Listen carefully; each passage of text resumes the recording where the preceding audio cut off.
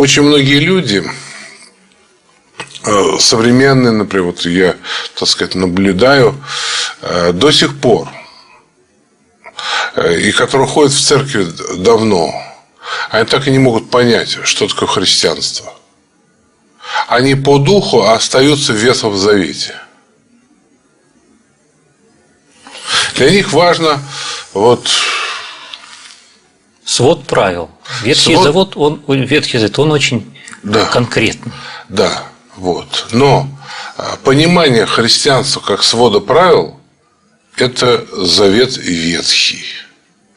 А Христос сказал, что те, которые Христовы, на таковых нет закона. Люди никак не могут из этого выйти.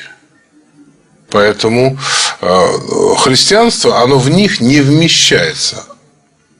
Поэтому они его просто проливают. Они имеют те же дары: крещение, покаяние, Евхаристию, елеосвящение. Все имеют, молитву, все. И ничего не усваивают, потому что все пролито. Или, как русская пословица говорит, как об стену горох. Как об стену горох.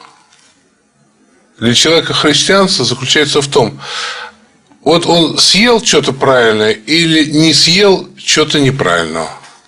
Вот в этом все сосредоточено. Человек не понимает. Приходит человек, которому под 90 лет, и говорит, что он что-то не то съел. Он не понимает, что он, пока он ел что-то не то, он еще съел 2 своих домочадцев. Он этого не чувствует, не понимает.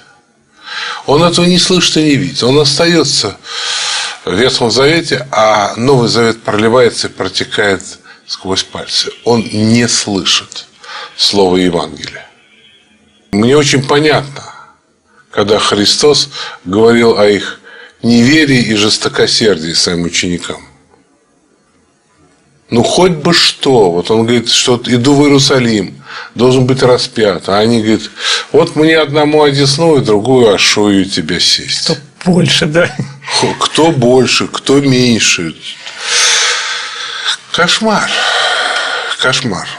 Поэтому это очень горько. Но это, наверное, так сказать, удел, наверное, каждого священника.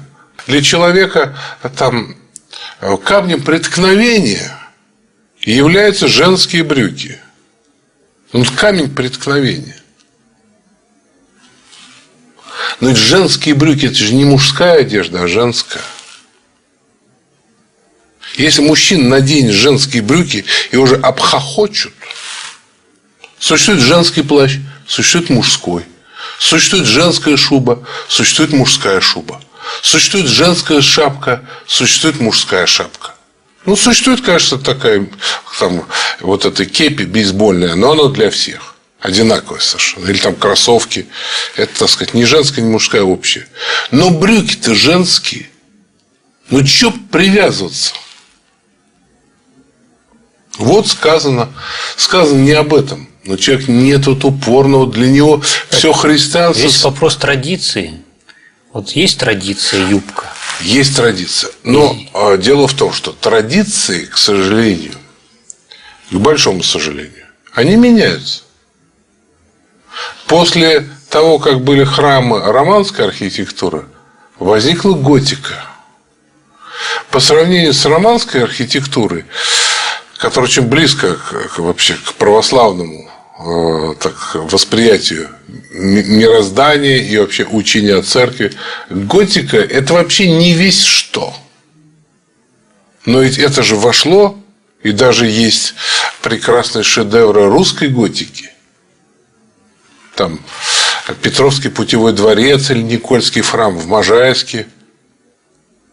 Прекрасные совершенные здания. И они стали уже...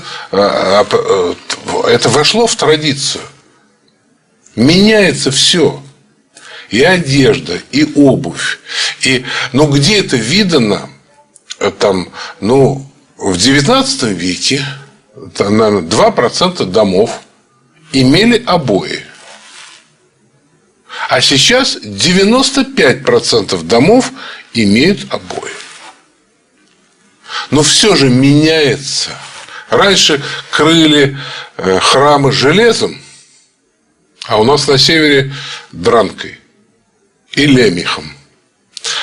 А сейчас нержавеющей сталью и вот этот новый материал нитрит титана покрывают. Не золотом, а нитритом титана. Вот тебе и традиция. И что теперь?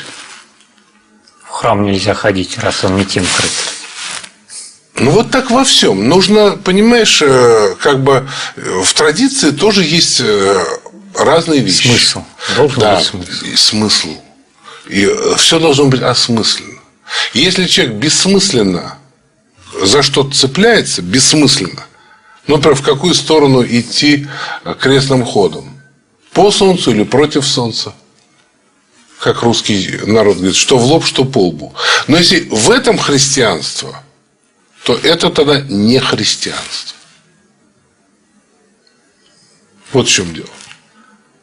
Есть традиция, но из-за чего рубимся?